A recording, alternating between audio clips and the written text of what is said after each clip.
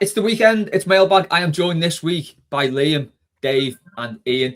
Bit of housekeeping first because we've not done that in a while. If you're listening on YouTube, please do give us a like and a subscribe, leave a comment, tell your mates, all that. And if you're not and you can afford to, go over to Patreon and pop us the price of a pint, less than a pint, every month, and you'll get all the podcasts ad-free, plus this as a podcast and a couple of extra shows as well, I think.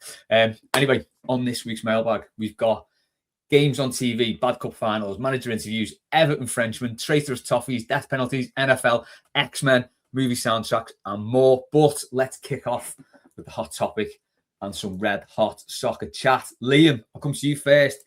Is it time to jib off VAR? No, it was several years ago that time came. That time has been and gone. I think you unfortunately you're never going to be able to undo it, and the genie's out the bottle. But one of the big issues is the way it's operated, and I feel like I always say this, and it feels like such a pedantic point about the semantics of it, but they don't seem to understand this as video assistant referee. They treat it as a video referee and they relitigate everything. And this idea of clear and obvious just seems to have been abandoned. And I think it might actually be a good thing what happened in that game the other night, City v Newcastle, because it feels like the game after, the next day, Howard Webb's gone, we've got to stop doing this, because how that took 5 minutes to decide, I don't know. It feels like something of an idea, that bit, didn't it? That decision. It was like no one wanted it, no one asked for it. If it hadn't been given, no one would have complained. It was like you say, it was video refereeing, and it's gone too far. But that might be the tipping point. I think the easiest way to make it functional is that you have some kind of time limit on. If you can't decide within, say, a minute, even 90 seconds. 30 seconds, I'd say. Yeah, but there was the on-field stands. It's dead simple. You can have an appeals process as well, like they do in tennis. Yeah, but that, I mean, Dave, will just pick up on that then. So the time it takes is one big bugbear for everyone, especially when you're in the ground, because you stood there, you don't know what's going on. People at home do. It's just as annoying at home. Well, it's not quite as annoying, but it's dead annoying at home anyway when it's taken that long. But I do think one sort of positive would be to say give them 30 seconds, no matter what decision it's for. If it's for a pen, if it's for offside, they've got to decide in 30 seconds. If they can't, it's not clear and obvious, and go with the on-field decision. That seems to make a lot of sense to me. I don't know what you think. Yeah, I agree. Because also I think that the refs are suffering, aren't they? Oh, sorry, Dave. Dave, I'm so sorry. I didn't actually say Dave. I'm so sorry. No, I did put that to Dave. But go on, Liam, go ahead. No, I've offended Dave now. I feel mortified. I was going to say, it's like the linesmen are like, you feel like they're de-skilled, and the same with the rest. They're just waiting for the video rest. But I'm sure Dave's got more to say than I have. Yeah, no, I think that's a good point, actually, that they do use it as a crutch, basically, to avoid the big decision. Dave, over to you. Sorry, yes, it's minor domestic incident there I had to deal with. It's just for me, especially as a fan at home, it has sucked the fun out of it completely. And I agree. If they can't make their mind up within 30 seconds, 45 seconds, whatever, then you should give the advantage to the attacking team. I think that's the way. That's the way to do it, and it won't take long, I think, for that to settle down, because goal line technology has been marvelous. The amount of times that goals have been disallowed, unless you Sheffield United. Yeah. But that's been a real success story. And guess what? Probably because there aren't any humans involved with it. It's actually as the light being broken, and it's nice and straightforward. So it's a mess. I think the refereeing overall, particularly in the Premier League, is a mess. And I mean the result was extremely disappointing in the cup game at the weekend, but it was lovely. Just everything just whizzing along quite nicely. It was sort of quite old school, really. When do they bring it back in again? The semis? Is it the semis that they'll do that when it's a neutral ground? Fifth round, yeah. Oh, is it fifth round? Right. It'll be dreadful again. So yeah. See you later. Ian, what are your thoughts on this? For me, it's the people who are running it. There's nothing wrong with VAR as a concept. It's just people in Stockley Park making too many bad decisions. sending referees to the screen and things like that. It's crazy. Interfering too much, like Liam said. Yeah, It's video totally. refereeing, isn't it? Yeah. That's a good advice on this. Look at the World Cup when it first came out. Was it in Russia? Yeah, was that Russia. The first one? Yeah. There was no mistakes. It worked absolutely perfectly going to the screens. And I think a big improvement is the actual referee telling you now his decision. Because you look at the Wolves game, it's got serious foul play. It didn't say Michael Keane. We're all sitting waiting, then all of a sudden he's sent off. I'd still, even when he said it was Michael Keane, I still barely had a clue what had gone on. Yeah. Even the replay they showed, you couldn't quite see it, could you? No. It was at a weird angle. Some thoughts on this. Rob said VAR not a bad idea, but referees are of a terrible standard who don't seem to understand football and definitely not the offside law. Right, that's what I want to pick up on. Offside. If you've got VAR, I think it needs to change. The threshold needs to change because I've had a lot of disagreements about this, but I'm standing by it. I think as a player, if you're looking across and you're level and you're trying to check when the ball's being played, you're looking across the line, you're level with the defender, but your foot is ahead of his. I think that's too much. Like, it's humanly impossible to keep track of everything. Whereas whereas cameras can zoom in and check that, a machine can check that quite easily. As a human, it's impossible to keep track of all that. And it's basically, I think, attacking and playing offside is coming down to luck in the end. Defenders, it's the same. It's coming down to like just a bit of a lottery, really, as to whether your foot or your shoulder or even your arm maybe is ahead of the defender, which I think, I don't know what anyone else thinks, but I think that offside rule needs to change. Go back to what it used to be when they used to say daylight. Yeah, Wenger says about that. I think daylight's the right way. Yeah, definitely.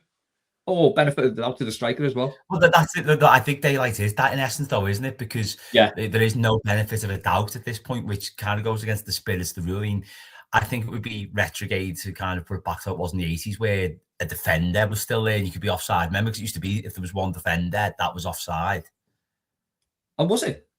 Yeah, so I think it changed in the 80s. That's why Arsenal was so good under George Graham, because the rule used to be if there was only one defender and the goalkeeper, you were off. You would have been offside. So I think changing that is better. But yeah, because ultimately, you've made this point more eloquent than me many times, Les. It's like they're not looking to apply the laws; they're looking for reasons to scrub goals out. What's the point of football if that's what you're doing? Yeah, exactly. Yeah, that's the thing, isn't it? It's when they seem to use it to like. Because we've seen it ourselves, haven't we, loads, whereby a goal is scored and there'll be a VAR check for one thing, then they'll go back a bit further, then they'll go back a bit further. It's like, how far are you going back here, lads, just to find something? Well, look at Tarkowski's goal in the 2-2 derby victory last season. How they were looking at everything, the push apparently from Irabunum, they were checking for offside, and you're thinking, well, how far are you going to go back? The weird thing is, had they gone back a little bit further, they would have seen the foul on Salah and probably not give it. But anyway, that's it. That makes the goal even better for me. Oh, definitely. Dave, what are your thoughts on that? The offside stuff? Is this sort of in reference to the City goal, the Semenyo goal from the other night? Yeah. Is that the context that you're talking about? Yeah. No, I mean, it was just every single. I'm an armchair fan. All right, I'm a match-going fan when it goes to Everton, but I'm an armchair fan, and I'll watch most games on the telly as long as I can get away with it, sort of thing. And amateur pundit that I am, and there are ex-players, ex-managers, people who are significantly more informed than me. Sounds like Liam is one of those people as well. Who are all saying it's a mess, and if I've kind of got to go with that. No decision should be taken 5.5 minutes. No, offside always seems really, really straightforward to me. I remember it was a derby game a few years ago. I'm terrible with years. Great with names and faces, terrible with years. It's a derby game, and it's when Liverpool scored in the last minute. Henderson scored. Yes, he did lockdown derby. October 2020. Yeah. And it was, that was a good use of VAR. And I think you were on post. Very good use of VAR. You were just like going. It was, yeah, it was, yeah. But you were just like, it was offside. It was offside. You know, Liverpool fans could try and argue it as much as they wanted, but it was offside. It was nice and straightforward. It was only a bit, but a bit is still offside, isn't it? So, yeah, it's just a mess. If I think about it too much, I get really, really stressed out about it. And there's more important things in the world going on at the moment. We'll move on then. Well, you think just before we move on, Les, you think not one Newcastle player appeared for that on Wednesday night?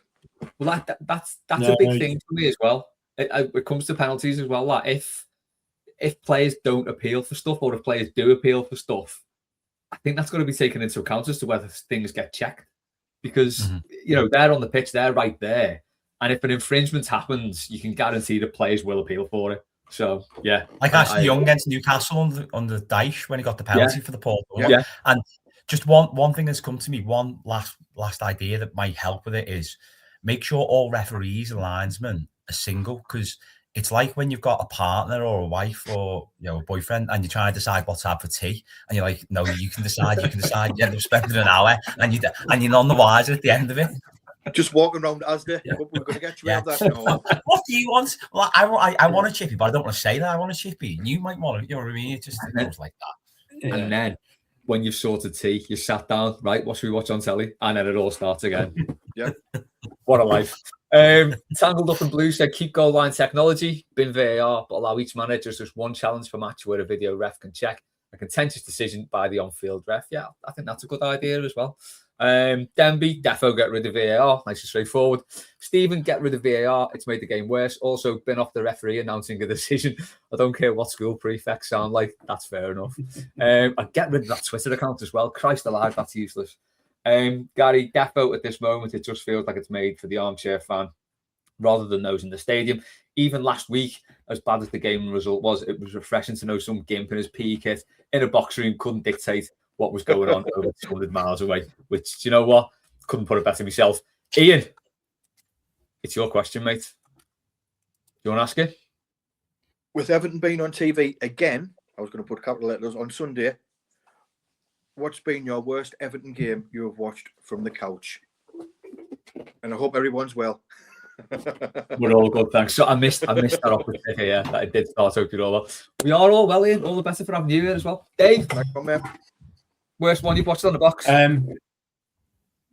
It was the Newcastle game where we were 2-0 up and we ended up drawing 2-2. We conceded 2 goals in the extra time.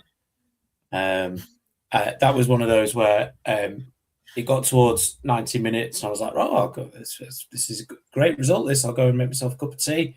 Tom, my son, was in the front room, and I just heard him go, oh, and I was like, oh, what? Because we've conceded, and I was like, oh, we'll be all right. We'll see this through, and then we'll all know what happened. I know we didn't lose it, but by God, that I was in a bad mood for days after that.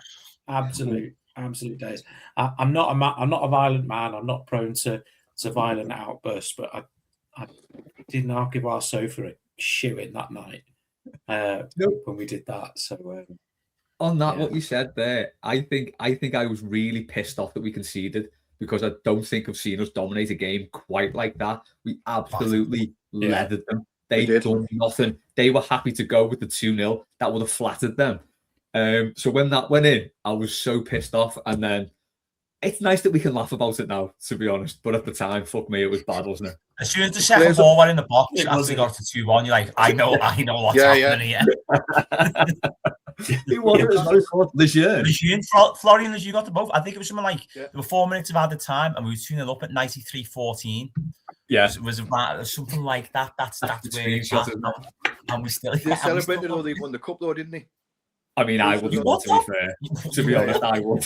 I've got a quick story about that. My mate Stuart, he's I think it was his uncle was at the game, and he was in the Gladys Street, and he left it 2-0, and I think he drove home like 4 or 5 miles home, thinking that we won, and then he got home and he found out that was 2-2.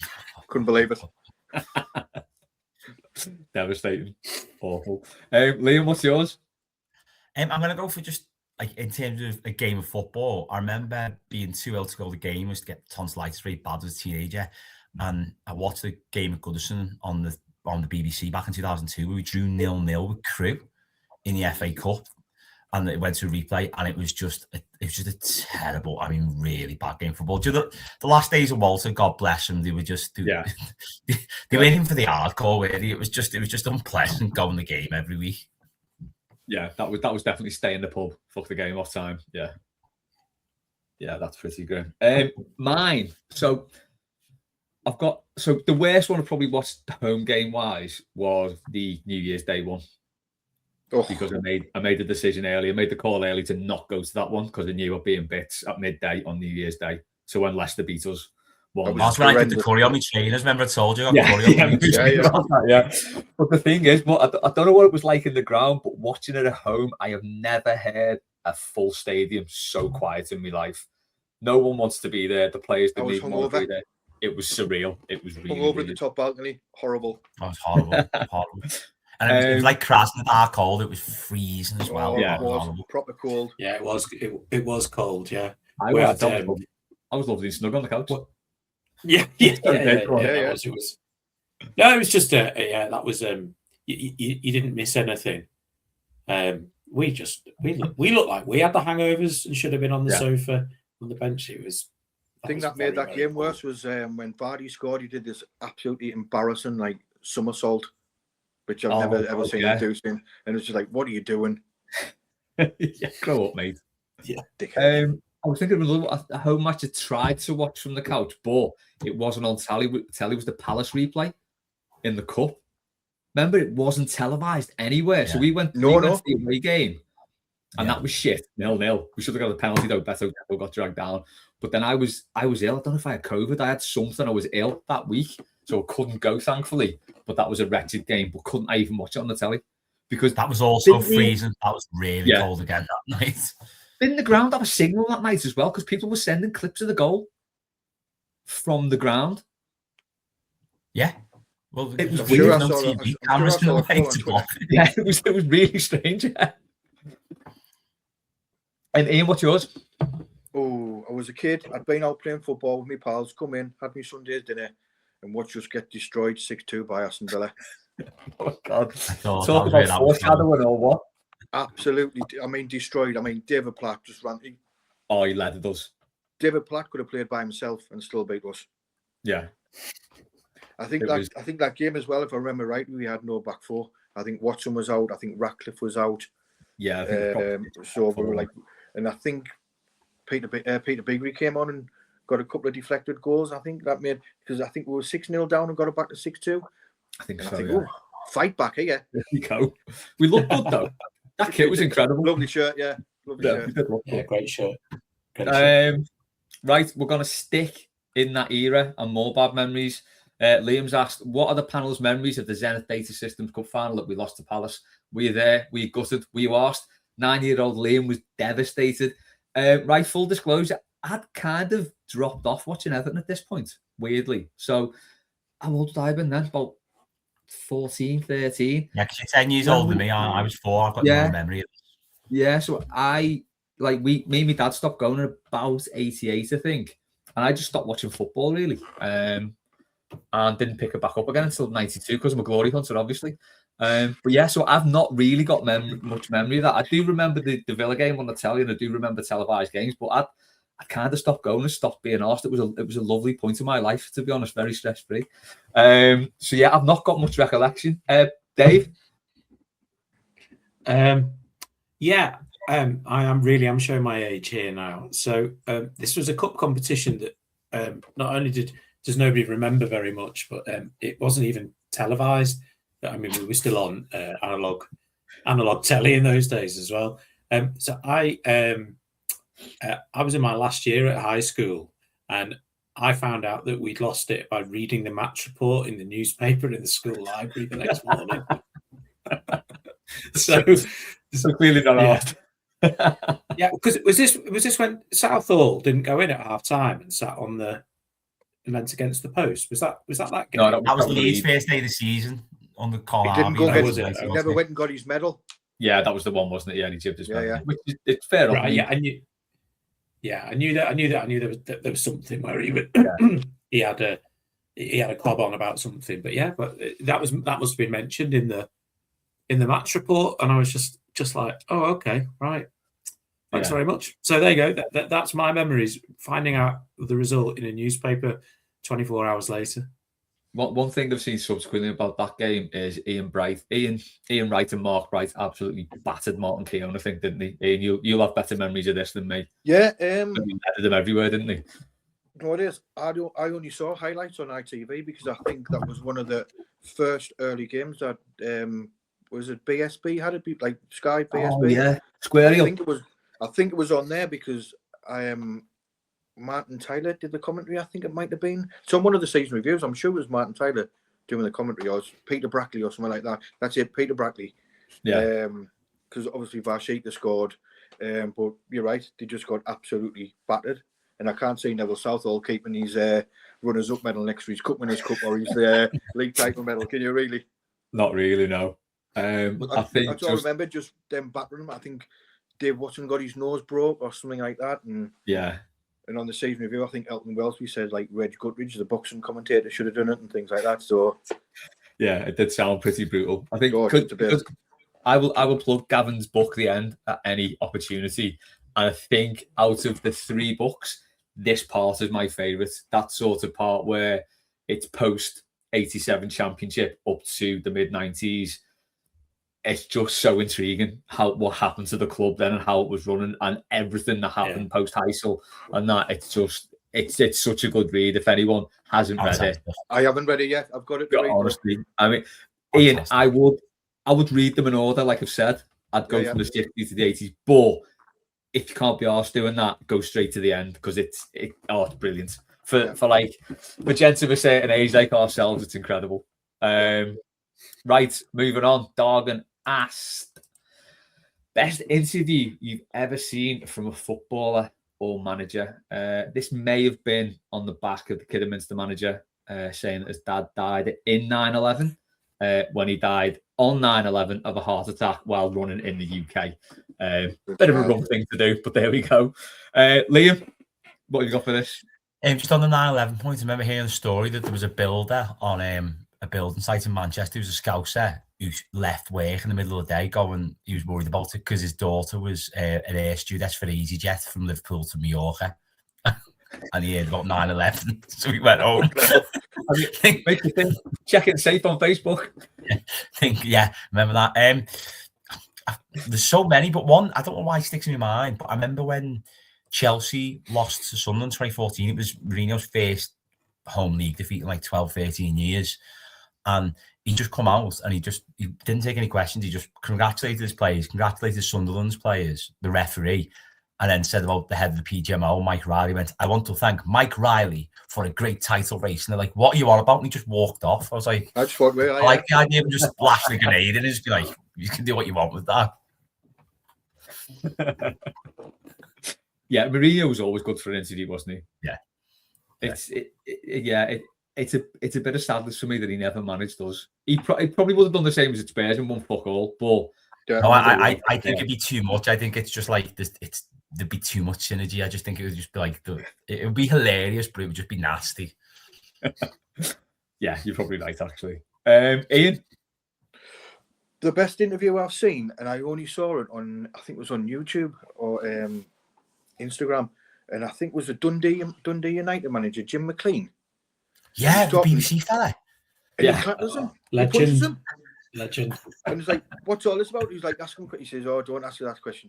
He says, you better not do this, that. Then all he's just like the scuffling. You just see his fist come and hit him. That might have been 90s, maybe his early 90s. But it was 2000, that, you know. Yeah. I was just remember watching it a couple of times to see if it was real. You know, it might have been a mock of us like that, but he actually he's just saying, you better not say this or you better not do this. Then you see him go to swing for him. More of that, please. I'm all for that. Oh, definitely. Yeah. Dave? Well, I've got two for slightly different reasons. So there was when Walter Smith died, BBC did a documentary on him, like reviewing his career and everything like that. And there was one where he was Rangers manager the first time, and it is what was his name? He was the Scottish correspondent on 5 Live, Roddy Forsyth. Yeah, who had a lovely. He's still around, but he's retired now. Had a lovely manner with it, and he was asking Walter Smith just the most innocuous question, about something. I think there'd been some criticism about him in the paper, and the whole documentary had said was going on about what a gent Walter Smith was and how kind he was, and and all that kind of stuff. And he goes absolutely apeshit on him. And starts really getting stuck into it. Why are you asking me this? And how dare you speak to me like that? Blah, blah, blah, blah. And poor old Roddy Forsyth just like, I'm just, almost one of those. I'm just doing my job. So that was, when a bit like when that clip of Hodgson and Moyes as well. When somebody's got a public persona of X and they let it slip. Yeah. I think that's always good entertaining. But my favourite one, and I was desperately trying to find it, was Leighton Baines was interviewed post-match when Everton beat Sunderland in 2016 3-0 at Sunderland when David Moyes was the manager at Sunderland. Lukaku scored a hat-trick in the second half in about 11 minutes. He was, one of those performances with absolute force of nature. Yeah, and Leighton Baines doesn't do. I think I don't know why they interviewed him. Maybe he was captain that night or something like that. And he is, unlike me, he is one of the most articulate, erudite, wonderful vocabulary. He is. I put something on because I put something on my Facebook about it because I used to do that back then. At the time, just about how impressive it was that he spoke. He sounded like a university lecturer or something like that.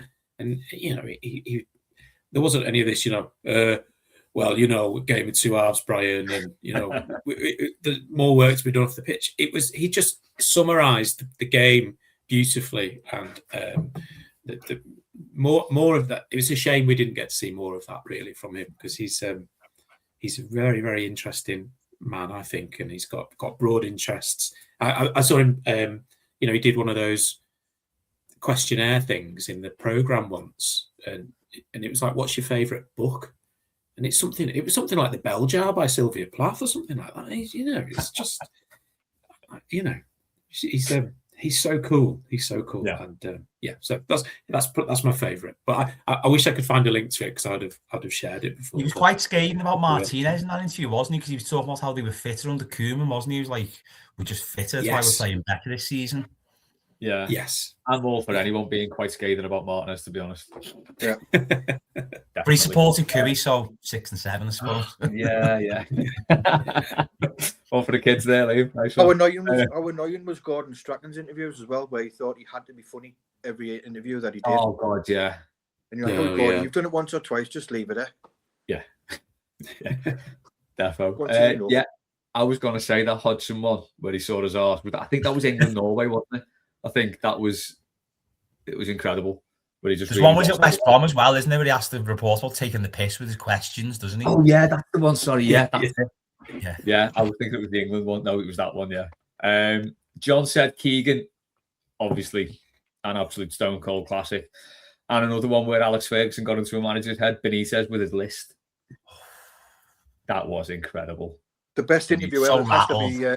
yeah, so rattled. Incredibly rattled. The best interview ever has to be Andy King's after he got the winner in the derby. Yeah. Oh, yeah. Yeah. He was definitely a cop-out Mersey police him, wasn't he? Oh, without a doubt. Putting the cop in cop-out. Hey. I'm here all day. Dave, we've got a couple from you coming up next, so do you want to ask them? I'll put it on the screen. One, aren't we? One of them got binned, didn't it? So. No, none have been vetoed. There you go. There's the first one. All right, yeah. This is so. As much as I love football and I love Everton, my other passion is professional cycling. So I was extremely excited yesterday to find out that stage 2 of the 2027 Tour de France is finishing in Liverpool. So with that in mind, who is the greatest and indeed worst Frenchman to have played for Everton? It's a better question. Oh, me? Well, it's Mick Madar for me all day because he's just a handsome. Well, the greatest. Man. What's that? Oh, yeah, well, he was. Yeah. But the greatest. Madar's the greatest player. Frenchman, yeah, definitely, hands down. Yeah. Just for his handsomeness and his hair, he's just yeah. Just on the cycling, I noticed today that they're actually missing out the whole coast, aren't they? So they're going through Liverpool and missing out like the whole, like that's a lovely ride down the coast and they're just missing out, which I find a bit strange. But anyway. What's that? Salivate. Yeah, you know. Yeah, well, I suppose the real answer is Louis Sahar, probably. I think he was fantastic. And no, Liam skeptical. Go on, Liam, who's yours? No, I think you're right. You took like probably the best player, and you took me answer for someone who loves his kid. But another player who loves his kid who played at a really high level was Olivier Decour. Yeah, he was a fantastic player. And like he wasn't your typical continental player that you could play, but he loved getting stuck in. He spends half of 98, 99 just running around booting people. He really bought into what football was like. He was a fantastic player. Yeah, I always remember. I think it was a Dave Prentice match report, and he said basically off the pitch, he's like just the quietest, nicest, calmest fella. But as soon as he goes on that pitch, he's just like a madman, an absolute psychopath. I loved him. I was gutted when we sold him. He was so good. We had to. It was just because we had to, wasn't it? Yeah, we had to. But he was such a good player. Still scored too early in the derby, though, didn't he? Oh, definitely. Ian? Mine's Luca Dean. I love Luca Dean. Good player. Yeah. And the worst one, it has to be Mopai, doesn't it? It's got to be, really. Although, Liam, you've got another one on this, haven't you? Yeah, I suppose because I knew it obviously is more pay if you're looking at like in terms of everything. But I just think maybe his most random one was the Gwilym Plessy one because he never played for us in the 6 months he was here. But then somehow his brother Damien ends up playing a couple of times for our friends across the road a few years later, which is just really strange. I remember someone asking that question, like, has there ever been brothers who've played for Liverpool ever? I was like, kind of. But one was Alan and he just didn't make an appearance. That is sensational knowledge, by the way. Dave, what's yours then? Well, I'm with Ian. My worst is Morpay. Still, still gets under my skin. Some of the stuff he comes out with. But I guess I suppose it's sort of refreshing that he wears his heart on his sleeve, and he's just like, no, I absolutely hated being at Everton. It was awful. So I guess there's sort of we can all relate to it, to be honest. Yeah, I mean, Andy Hinchcliffe is the biggest Evertonians out of them all. Sure, it is as well. The last home game I missed was that West Ham game, and he scored. So I never saw him score there.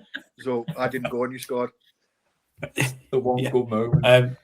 Who's the best then, Dave? I'm a big Sahar. Right. He's one of those that I mean, if you think about our pretty feeble front line now, I think you get rose-tinted spectacles when you think of any striker that was sort of reasonably half good. But when we were chatting about it last night, I was like, I went on YouTube and just had a look at some of his goals he scored for us, notwithstanding the FA Cup final. I was like, good God, how great was he? And and he was past his best, really, wasn't he, when he came to us? United had pretty much finished him off, but he was still a class act. And I think he's one of those players that I'm not sure what he does now, but if he ever does end up at the Hill Dickinson, he would be greeted with warm applause and a fondness. Yeah, definitely. I just thought, like, these French players though, can they stop scoring so early in big games, please? Yeah. You know what I mean? Just a quick aside on this. So in the group, Morgan Schneiderlin was mentioned, and there was some talk that he was unfairly treated by us. And looking back, was he not as bad as we thought? I think it's safe to say for me, he got off to a really good start. He was great when he first came in, and then he turned to shit and couldn't be arsed. So I think he got everything he deserved. For me, Andy's song was terrible. Morgan Schneider. Oh God, yeah. I mean, why has no one ever come up with a song to the tune of Spider-Man for him? That's like massive opportunity missed. Definitely. Liam, any thoughts on Schneider before we move on? I'm saving them for the traitors question. Right. Okay. Speaking of which, a couple of the traitors now. Hey, it's the second question. Yeah, this isn't deliberate. I wasn't trying to turn this into Dave Phillips show, but I'm fine with that. By the way, the fourth series of Traitors is currently being aired on BBC One at the moment. So if the current Everton men's first team squad were in the Traitors, which three would you pick as the first Traitors and why? That's a question. So I think for people that don't know what the format is, there's a group of about 20 of them, and the host of the show in secret picks three to be the first Traitors, and they decide to murder, not literally, that would be awful. And they take out the other players, and the remaining players have to guess who the traitors are. That's it very much in boiled down, back of a fag packet format. So you're looking for three. The three best players that you think would be good at.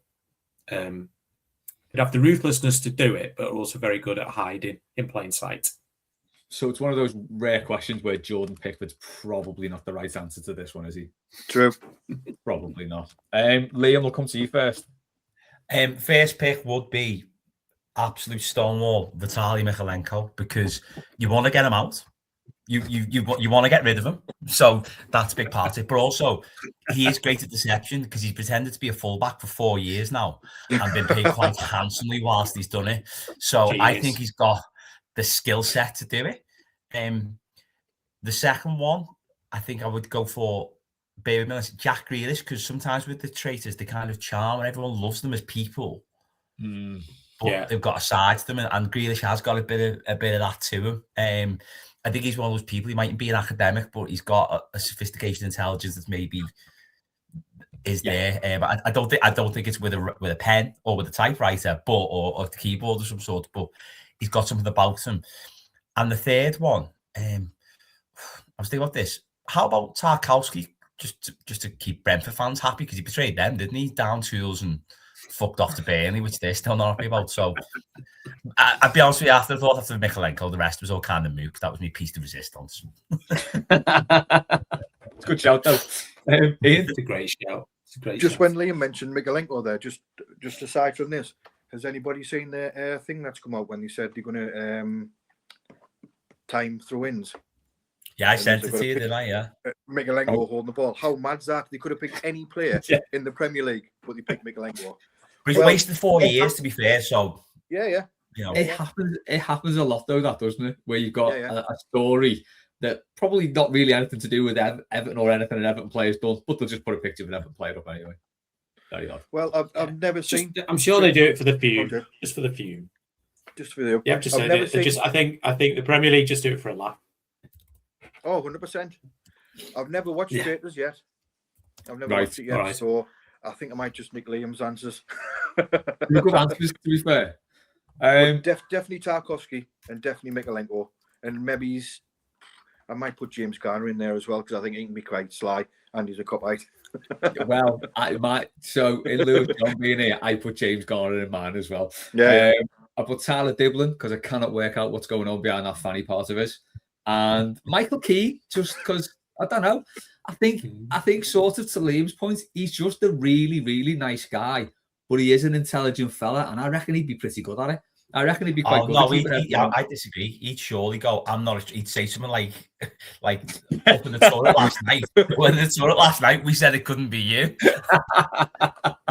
Yeah, he 100% would, wouldn't he? Yeah. Scratch Michael Keane, he'd be shit. Michael Keane would be like, I'm not the murderer, but he'd have the knife with blood on his Dave, who's yours?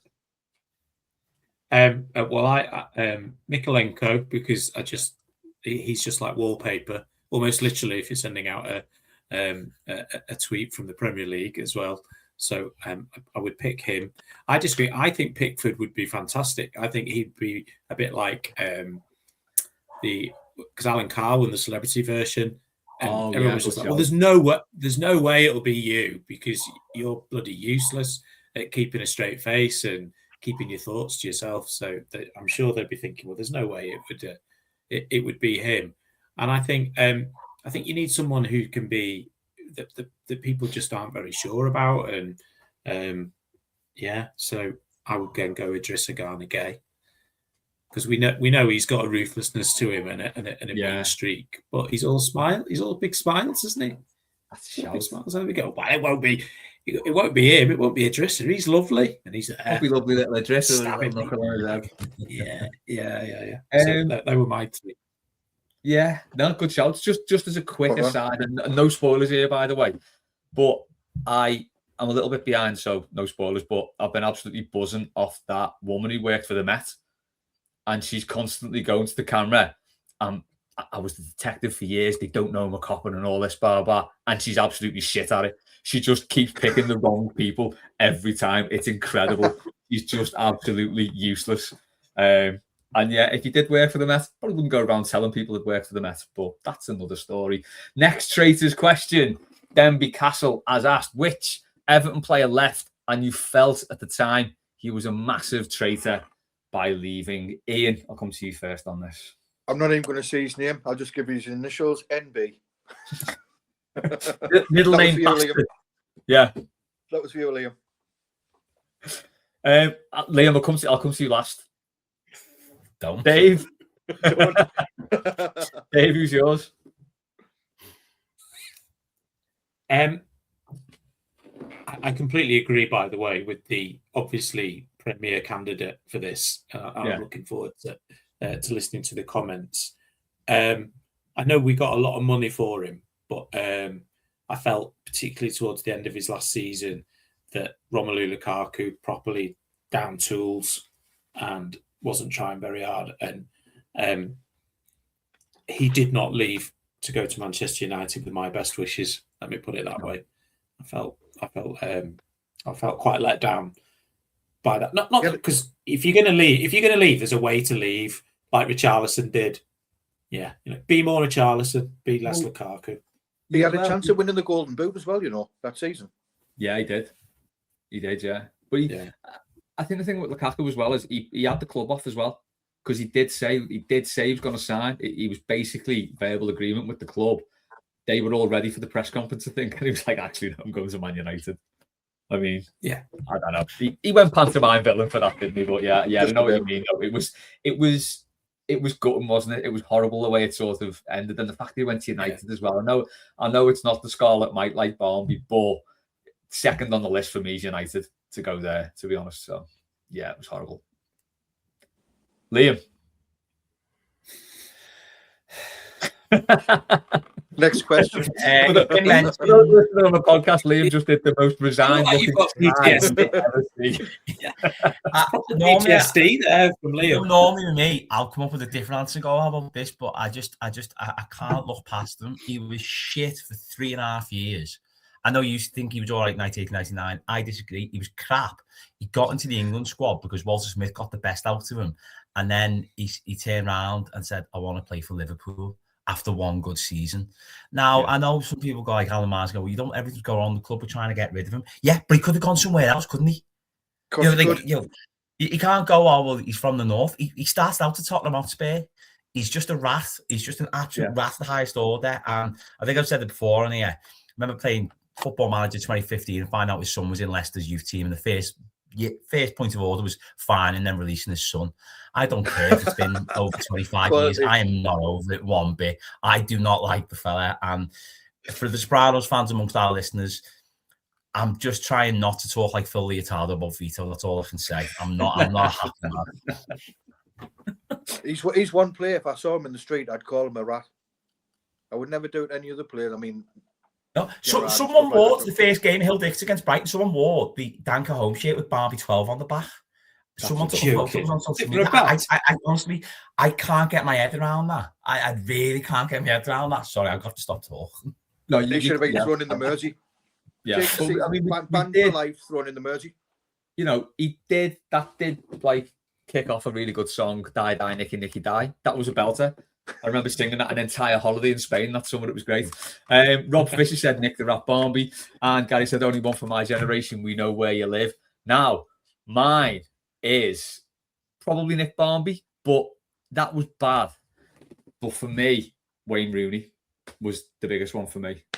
I know there's like maybe we had to sell him, whatever the fuck, but it's like once that sort of was mooted, it's like he couldn't wait to get out, and then he couldn't wait to rub our noses in it. And this is an 18-year-old who was like a toffee through and through, basically, like we used to say.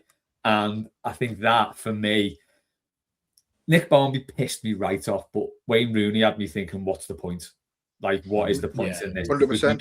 We did have a generational, and you know, it's no exaggeration. He was a generational talent. It's like I say to the kids when they're talking about, like, you know, Mbappe and players like that. And it's like, no, Wayne Rooney was better. At 16, he was better. I think because of the way his career went, whereas he won everything, but he became a cog in United's machine. Really, it kind of took that rawness out of him that we saw at the Euros. So it's kind of underplayed how good he was. And I don't think I ever got over it. When he came back, I was fine with it by then.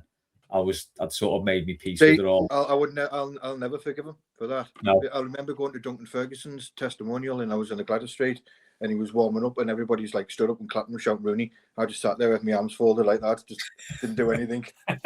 Like still bitter to this day. It was horrible though, wasn't it? And like I said before, if there's one club, the only club worse to go to for me than Liverpool is United. I think anyone who grew up in the 90s will attest to that. United were just awful. So Euro 2004, how proud you felt when he was knocking them goals and brings it. That's how play that. He plays for us. He was brilliant. Honestly, it's not exaggeration. He's a similar age to, like, probably the year in between Messi and Ronaldo. And at that point in 2004, it's not an exaggeration to go, he's a better prospect than both of those players. 100%. Probably two better. I think the one thing I'd say in his defence is I think there's a bit of his personality, because he's quite an aggressive person. I think he's mellowed with age. I think part of the rubbing our nose in it was when he was young, although he's an Evertonian, he's the sort of person where just some people, you give them stick and they go within themselves and they cower. He's the sort to just come out swinging. So I think when he's got 40, I mean, you've seen the picture of an 18-year-old me in the paper giving him the bifters, you know. if you've got 40,000 people screaming at you, I think and it's one of the good things about his game is that, you know, he's kind of game. Sometimes you go too far. He admits himself, doesn't he? Playing at Goodison Anfield, he was always terrible because of like the emotion. I think it's more that, and also I think the club did a bad deal. I mean, 30 million was a lot back then, but he was a £45 million footballer back then, really, wasn't he? Yeah. That's it. If you look, I know transfer fees were less then, but if you look at someone like Messi or Ronaldo going at that age, they'd have commanded more than 24 million, or there would have been a shitload of add-ons. Like we had add-ons. We did have add-ons, but there would have been an insane amount as well. Yeah. So didn't we? When we getting money when like United won a trophy with him in the side and things like that? You think, hold on, so United's got to win before we get this, that. Yeah, just madness. Who was in charge of that deal? To be fair, they did come in. To be fair to him, those things did come in. It was cashback repeat for that. Like it was when he got. I think he clattered Arteta in the when we played United, and we all shouting, "You fat little knobhead," and he kisses the badge, and I think that was blood boiling as well, wasn't it? Yeah. But I'd happily watch him kick Arteta now. How times change, right. Oh God, I'm so here for Foxy's question, because this guy, so much here, and in here he means Liam Rosenior is not wearing gloves in training, so the players can hear his applause when he sees something he likes. Let's do some Liam Rosenior stories before we get on to Foxy's question, because there's been a few about he had a Lego building competition or something, which I find quite hard to believe, but maybe it was true. There's the interview he's done where the thing about managers, it's man, you age man. It's like, what the hell? I mean, he's already quite box office incredible, but I said early doors, I hate him more than that Hank at Brighton, and I do. He's just awful. Has anyone got any other from today, like any stories of like what he's done in training? Not much. Oh, there was another one. Sorry, he said insisted to the players don't call him boss or gaffer. It's Liam. Oh my God. Yeah. I think he's just been. He sounds like he's. By the way, The good times lawyers will be in touch. Yeah. Lionel Hutz will be cobbing before you know it, mate. You know what it is? I said on the group chat, he looked like a supply teacher who just come in like trying to impress the kids, and the kids would just take the piss out of them and stuff like that. Awful, exactly. But so to Foxy's question, simple question: how long would Liam Rosenior last at Everton as gaffer, or just as Liam, whatever you want? Dave. Well, of course, this is a hypothetical question, which are my favourite type. So I will give the same answer I said when someone asked me about the appointment of Rafa Benitez, which is how long will he last? Well, he'll last as long as the results hold out. So, I mean, he could be. We might all think he's a colossal bellend, right? And he's full David Brent. But, you know, if you win 12 games on the spin and you're top of the league, I think you soon forget it. So the issue is, if he walked in with our current ramshackle gang of first 11, well, first 15 or whatever, first team squad, I think they'd eat him for breakfast. Tarkovsky just wouldn't be able to take him seriously, I don't think. And the rot would start from there. And I don't care how much... respect everyone has for Seamus Coleman. I don't think he would necessarily manage to influence everybody that the guy knew what he was talking about. Presumably, mind you, what's it like? What's Cole Palmer think of him? Right, you and I have spoken about Cole Palmer before, Les. He seems to be a man for me that doesn't give a shit what anybody thinks. So, and possibly not necessarily one who's very good at following rules. I think you and I both said he's the kind of lad that would never do his homework. He needs to find a new barber. That hairstyle Palmer's got. We need Chen Tolson's one. Definitely. Just quickly before I call on to you, Ian, on the results-based business thing, if anyone was in any doubt about that, just refer back to old Mailbag episodes where we started off with the Rafa graph. It went up for a time. It did go up. So anyway, Ian, I think you get about 3 or 4 months, and then if we won the derby, we'd love him. But you get 3 or 4 months, we start losing games, right? Get him out. Standard Toffee stuff then. Liam? Yeah, do you know what? I'm going to actually defend him a little bit here. This LinkedIn talk has got to stop. But I remember I used to watch him on the debate on Sky sometimes and on the AFL coverage. He is quite a bright fella and he's got some really good and interesting things to say about football. But I think, and this is Rich coming from someone called Liam who likes to talk, he really likes to talk a bit too much. And I think he just needs to temper that a little bit. But to answer the question, here's how long he'd last. I think he'd get a little while. I think he'd last longer at Hill Dickinson than he would at Goodison Park. I think at Old Goodison Park, when people like really seeing their asses about stuff, I think that could really trouble any. So I think with the transition, he might get up to 6 months. I mean, I'll give him a compliment. He'd last longer than Graham Potter would. Well, that's what I was going to say. He'd last longer than Graham Potter, so probably he'd make the first game. The end of that. I guess that's his whole chilled out entertainer vibe. He's got going on. Things are going bad. Bainesy, get the guitar. Come on. Right, Stephen's question. Stephen's going dark. You can tell this lad like horror films. If you could make one thing illegal for a day, punishable by death, what would it be? Liam? Playing a device out loud or headphones in public, be it in a train station, on a train or something like that. I had a conversation with a friend the other day and I might have suggested that you get one strike and if it happens again, you lose an eye. So this is kind of going already to the theme. I just think, and I saw some today and making a relatively serious point is, I think it's part of the societal issue now that people don't challenge this because we're so used to accepting crap and like people misbehaving. Like I remember a few months ago I was on a train and my wife on it and there was a fella, wife, and he had 3 kids and they all had different devices on playing full blast. Now, I was like to my wife, this is really annoying, but I can't say something because this could turn into a fight. And I don't fight, I bleed. I'm not a hard man. The fella looked like he would batter me, but it's the lack of consideration, so that really agitates me.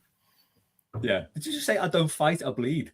Yeah, I don't fight, I bleed. Get me head punched in. No, it is. I'm the same. I'm not a fighter. Olive Oil's won more fights than I have. Ian, what's yours then? Execution. The people who in the supermarkets pushing the trolley slow because they're looking at the phone and they're just dawdling like zombies. That boils my piss. We go to Asda on pretty much 2 or 3 times a week, and there'll be somebody, especially on a Sunday, they might be old as well, or a bloke who's got a list and he doesn't know where he's going, and he'll be looking at his phone and he'll just be trudging like that, and you think, just get out of the way. Yeah. They always stop at the most inopportune things. Just want to get to the cheese, mate, and they're stood there on the phone. Or somebody will put a trolley in front of the scan and go gun so you kind of get it while they're standing talking to somebody, and you think, oh man, I want to get a gun. They're not actual guns, by the way, everybody. It's the little machines. I want to see more of Supermarket Ian because he sounds a bit Roland's black and heat. I hate supermarket shopping. I hated it. Dave, what's yours? I would very much like to associate myself with the comments of Liam. It's a great job, and I think leave it there. All I will say, Liam, is I work in Manchester on the trams, and we have a lot of that. And I've got to the point, maybe it's an age thing. Well, I'll just 9 times out of 10, I'll politely ask somebody to turn it down or turn it off. Mm-hmm. And so far, I'm not bleeding. I've got no holes in me. You know, most people go, oh, okay, oh yeah, oh sorry, or they'll just do it straight away. I think people just half the time they just forget. But yeah, it's the worst thing in the world. It just seems like it's got worse. And on the trams, because I use them in my work at the moment, sometimes I go to Manchester a couple of times a week. Sometimes it feels like I'm not digging out Manchester as a place, but one thing I noticed particularly on the trams and the trains there is they don't wait for you to get off. People just start piling on. It's like, well, can I just get off this first and then the space for you to get in? God, I've really hit middle age at 39, haven't I? Yeah, no, do you know what? Mine's similar because it's people who stand on the left of an escalator. Honestly, I just want to boot them down, especially if they're double parked on the escalator. Because it works out quite a bit. You take no shit on the escalators. It's pretty well drilled into people. And then you get back to Lime Street and people are just like stood all over the place. Just mate, I've got to get the West Derby train or I'm going to be I've got a quick another one as well. Go ahead. I do it with my work. To get to my work, I travel a lot on the bus, and it's people who put the feet on the seat. Yeah. Horrible. Yeah. No need for that at all. Like, somebody could be going out for the night and there's some little chav had their feet on the seat and there's muck on the seat. Anything. Horrible. Yeah, could be anything. I definitely just shoot the little bastards. They would happily have them in front of a firing squad. Right, we'll move on from this before any more violence ensues. John, which NFL team are the Everton of the NFL? I don't watch Gridiron, no idea. I've got it. Well, Matt and Dargan reliably inform me that it's the Colts. That's all I've got. Anyone else? Blues thing, isn't it? So I can take that. I don't know. I don't watch rugby. Yeah, Ian? I don't watch it. Dave? I know very little about the NFL apart from the names of some of the teams. So I don't know. The Cleveland Browns. We'll go with the Colts. They sound like that. They're not a real NFL team, but the one of the Simpsons, the team of the Simpsons, because the Springfield team, because they come back and they're like, everyone's come to cheer us even though we lost, and obviously the citizens of Springfield just end up attacking the plane. At one point, Mo goes, "You can't catch a football. Do you want to catch a rock and throw something?" Good, yeah. Are the Isotopes the baseball team? I think the Isotopes the baseball team. Yeah, I should know. But but basically, that just because they end up attacking the planes, it feels very Everton. That they come to welcome us. No. To that point as well, I think the Philadelphia Eagles, their fans are renowned for booing and hating on the players. So I think that's quite a good shout as well. Mm-hmm. Right, down to the last two. So we're going to finish on some comic movie crossover questions. So the first one, is from Tangled Up in Blues, who asked, which of the X-Men would improve Everton if bought or loaned in the January transfer window? Liam. Cyclops, play him at left centre half, and if his left back isn't covering, he just gives a little lift up. Him and that other lad who's been playing on the left a little bit recently, the one with the Adjungo haircut, they're not pulling the weight. You just get a little Scott Summers giving a little. Ian? I'm going for Wolverine because he heals quickly, and the amount of injuries that we've had recently, we need somebody like him. And he could cut through opposition defences, couldn't he? Of course he could. Go ahead. Dave? What we had so far? We've had Cyclops and Wolverine. Two of my 5 X-Men lineup then. Okay, I would have probably picked Wolverine myself, but purely for a bit of variety, I'll go Gambit, just because he's good at throwing cards, and it might bring us some luck. I like it. Do you know what? I do like Will that do? I do like that on the hoof answer, definitely. Mine was Iceman. I'm not. Yeah. Mine was Iceman, someone cool enough to take a decent penalty. Wasn't Gambit Also, sorry, one last one. You never get a Nightcrawler offside. He's just turning up after the ball was played. You just be like stuck behind the kick, and then he go poof and pop up on the goal line. Like, he was offside. No, he wasn't. He was over there when the ball got played, mate. I can remember Gambit being a card game presented by Fred Diney. Do you remember that, Les? Oh, was Yeah. Gambit. They used to have the cards behind them. Yes. Yeah, do you know what? I can't remember the format, but I remember. Fred Diney's Gambit. Wow. Yeah. God, that must have been about 1980 or something, was it? Easy. Yeah. 83, 84, easy. Yeah. TVS filmed in Southampton. That show.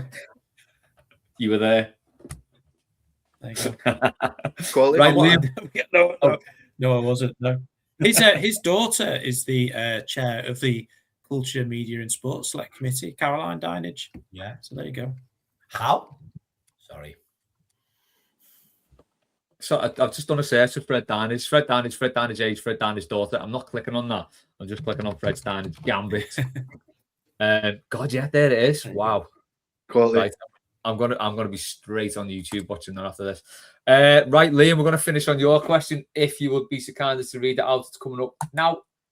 Yeah, in honor of this week's The Good Times Everton podcast episode tune, what is your best favourite movie soundtrack tune? So for anyone who's not had to spare 3 hours or whatever it is today, we opened 95, 96 with Kiss from a Rose by Seal Off, the Batman Forever official soundtrack. And if anyone's not had a spare 2 or 3 hours, just find one because it's worth it. Definitely. Liam, is that yours or No? Go ahead. It's from the same soundtrack. It's my first ever album, but it was my gateway to U2, which a lot of people might not like, but I love Hold Me, Thrill Me, Kiss Me, Kill Me. Yeah. It's just... Kiss Me Rose is unbelievable, but Hold Me, Thrill Me, Kiss Me, Kill Me is just incredible. I remember being at my nan and granddad's, and my great uncle who died later that year was having a conversation with my granddad, and it was dead serious. And the video come on Top of the Pops, and this is pre-internet age, so I didn't even know it was a Batman movie come out. And I just ran over to them like, "There's a Batman thing on Top of the Pops," and like the adults are talking, like just go and watch the TV. I love that though. That's amazing. I'll tell you what, just on U2 as well. I think I don't like 90s U2 are actually very good for me. So I think Europa, and I love Europa's unbelievable. Pop is a great album. Got Pam. Pop's brilliant. We say this a lot. It's about dissociating the artist from the art. The Bono's a helmet. Make no mistake about that. Yeah. But I would argue up until How to Dismantle Atomic Bomb, most of it is fantastic. And after that, Discotheque is a banger. Oh yeah. No, the Mike Hedges mix and Numb off Europa, or even the Wanderer with Johnny Cash on Europa, unbelievable stuff. Yeah, I love Where the Streets Have No Name. Yeah, great song. About 87, wasn't it? Yeah, it's 87 to Joshua Tree. Yeah, lovely stuff. Just for the start. Finishing on music chat is the best. Quality, love it. Yeah, Ian, what's yours? Well, can I have 2? You can have as many as you like. Well, my first one is Fucking in the Bushes from Snatch. Oh, just, what a shout. For the end, just the fight when he... and another one is from The Lost Boys, and it is called, I'm just checking on my list here, it is called Lost in the Shadows. Now, Oh, one of the that greatest films ever, The Lost Boys. That's And can you remember the scene when they all going across when he follows them to the cave, when they all on the motorbikes going across the beach? Yeah. It's that song from there. No. All right. In 2019, me and Louise went to a rerun of it at the cinema, and I'd never seen it at the cinema before. But watching that scene when you're on the motorbikes and the sound of the cinema, honestly, brilliant. I love Lost Boys, just love it more for that.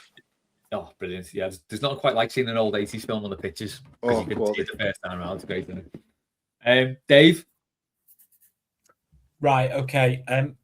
I love film soundtracks, and I was delighted when I saw this question come up. I probably like film soundtracks more than I like a lot of films, to be honest. I absolutely agree.